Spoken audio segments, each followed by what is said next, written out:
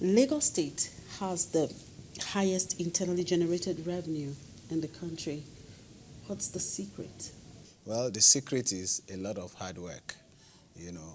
We've undertaken several reforms to get us to where we are today in terms of our administrative machinery for collection of taxes, in terms of accountability and transparency on the use of the funds we collect, on the taxes we collect. So when people begin to see government putting to judicious use their resources, there is also that self-motivation of voluntary compliance. And voluntary compliance is actually the cheapest way of collecting taxes. Rather than send consultants or auditors to come and review your books, if you walk through, you declare your tax properly, and then you file your returns, that costs taxpayers ultimately, because taxpayers ultimately pay the bill, cost us next to nothing. So it's been a lot of hard work to bring us to where we are.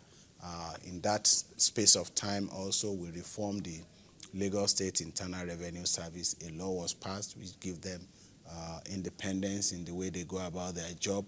The right staff levels were put in place. They were trained, several capacity building and proper incentive structure to motivate them to do their job in a very accountable manner. And that has helped us. And of course, you can't also leave out the issue of automating your process, deploying an adequate level of ICT infrastructure, to support your operations. So you also move to a lot of automation of your processes, and that is what we are seeing in the state at the moment. Now, isn't it a paradox that while Lagos State has the highest internally generated revenue in the country, the state is also one of the most indebted states in the country?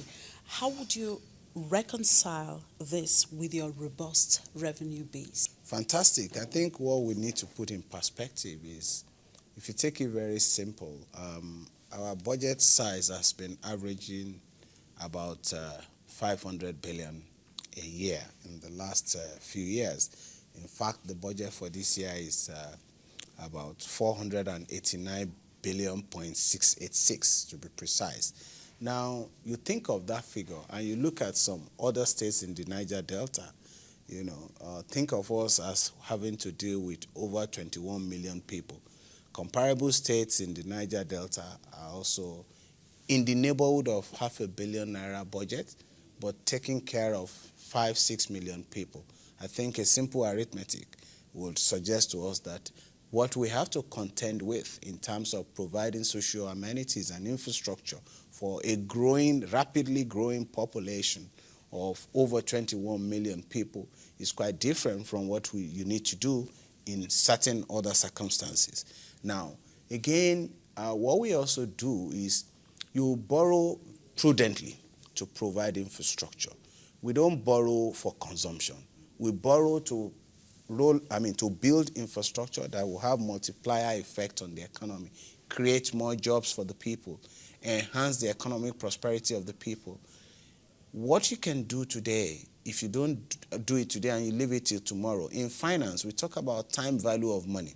If you can buy or you can build a bridge today for X billion naira, if you do not do it today and you leave it till tomorrow in an environment where you have exchange rates that is fluctuating and devaluing a bit significantly, you may not be able to build that same road again. Talking about statutory allocation, now recently there were issues about dwindling statutory allocations from the Federation account. How much effect does this have on the state? Well, what I will say to you is it has some effect on our activities. Between March last year and where we are today, our statutory allocation has gone down by about 10%. You begin to see, despite the fact that the total of revenue derived from oil production and oil export are not properly accounted for in a very transparent manner, we then begin to see even some other spurious deductions. For example, they came up with the issue of 1% police reform fund that they deduct from statutory allocation from October of last year. Again, those are things that we are contesting. Then, of course, lately we saw yet another one, which is the oil pipeline protection deduction. So we begin to see all sort of things. In March, again, there was a transfer of about $1 billion to the excess crude accounts. And we were told that they will give us explanation as to the source of that transfer at subsequent date. So we can't have a situation where somebody who is accountable for the Commonwealth just wakes up one day, they decide what they put in the pot, and they decide what they take away from the pot. We can't run that way. The Fiscal Responsibility Act is clear as to how some of these things should be properly accounted for. All right. Thank you very much. It's been an interesting conversation. Thank you very much, Chiweze. Always a pleasure to be here. Thank you.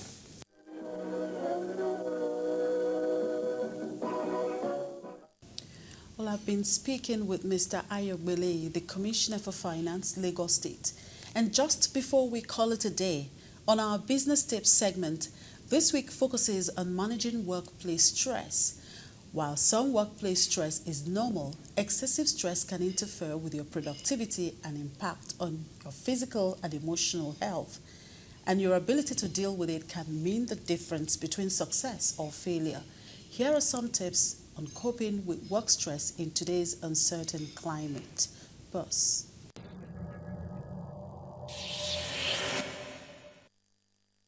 When you feel overwhelmed at work, you lose confidence and may become irritable or withdrawn. This can make you less productive and less effective in your job and make the work seem less rewarding. If you ignore the warning signs of work stress, they can lead to bigger problems. When stress at work interferes with your ability to perform in your job, manage your personal life, or adversely impacts your health, it's time to take action. Start by paying attention to your physical and emotional health. When your own needs are taken care of, you're stronger and more resilient to stress. Analyze your schedule, responsibilities, and daily tasks. All work and no play is a recipe for burnout. Try to find a balance between work and family life, social activities and solitary pursuits, daily responsibilities, and downtime.